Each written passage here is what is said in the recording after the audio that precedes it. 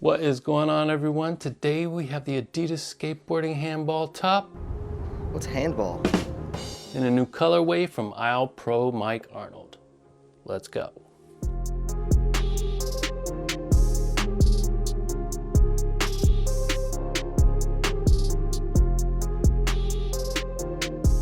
Funny story, I ordered these and when I opened the box it felt really light. That's because there was only one shoe in the box. They forgot to send me the other shoe, but it's on its way. Adidas has a lot of skaters on their roster, and if you want to know how they choose who gets these colorways, one thing to keep in mind is that Adidas is a big international German company, so strategic marketing in the UK is part of their plan. It doesn't matter what we in the US think or feel about it, or anywhere else for that matter. They're gonna choose who they want to. It is known England has more love and cultural history with certain models from Adidas, and that's where the handball top comes into play. By the way, Mike Arnold is from Bristol, England, home of Portishead and Massive Attack. Sorry, I'm old, I couldn't think of any newer bands. Hope I got that info right. They're from Bristol, right? So let's talk a little about the handball top and where this model originates from. Handball is big in Germany and they have a league called the Handball Bundesliga, just like the football soccer Bundesliga, and that's where this shoe got its start. It's not like American handball, so I don't really understand it. The shoe was released in 1987 and labeled the next generation of indoor handball shoes from Adidas. Built for speed and superior traction, the handball top was introduced in low and high versions, with the low quickly becoming just as popular with sneaker fans as the other classic Adidas models in the UK and Germany. Probably France as well. The model was never really marketed and was considered rarer than the other Adidas models though, so you had to be an aficionado if you had these on your feet. To my knowledge, this is the first skate-specific build of this model, and there are major differences between this and the OG.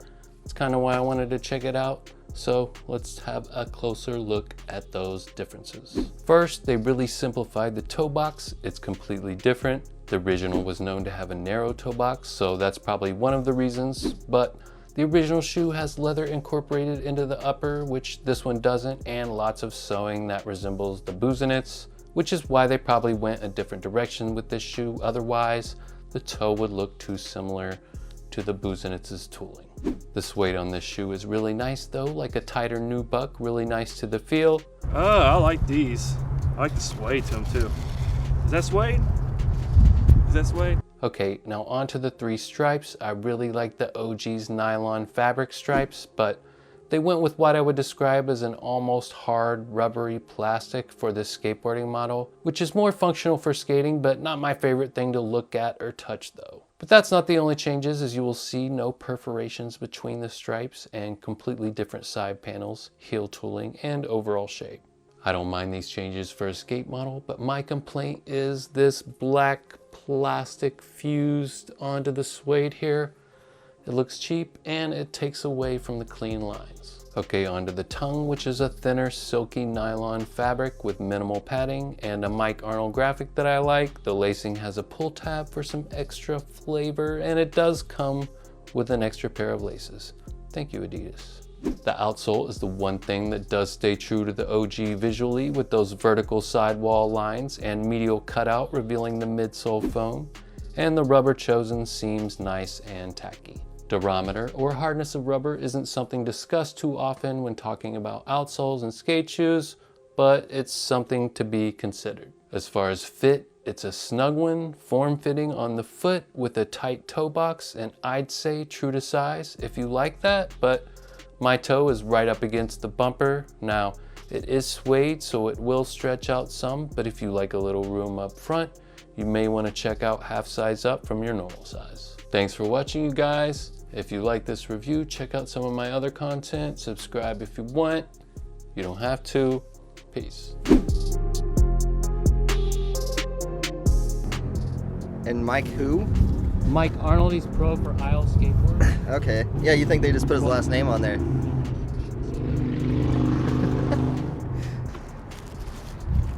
Okay.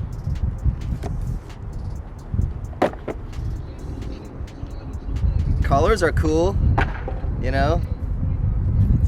I don't don't know. Personally, I don't really like this back thing. Well, But, it's skatable. It can be skated. Two. First looking at it, you wouldn't think it's a skate shoe. But the colors are sick and the stitching's good on it, you know? I mean, it probably would skate good. Overall, it looks pretty sick. You know, it looks like it fit the foot pretty good. okay. I like these. I like these. I like the design. That's one thing I like about it, like the stenciling and the design. That kind of gives like old school vibes to me too. It feels like this feels weird, like really weird. Like this is kind of different right here. Like I don't know what that is, but it's really smooth though. I like it. It feels good, grippy and stuff too. Yeah. And it is a skateboarding shoe. I didn't know if it was a skateboarding shoe. I like this shoe. I like the way the design is. I like the toe cap of it. It looks like it'd be a durable shoe for flicking stuff, especially in my experience. I like a thin sole. So like that right there is a good sign. And I just like the way the shoe looks. It's a nice design, the color to it. I like it. It's a mellow, nice, casual shoe, a very ambient style shoe. So.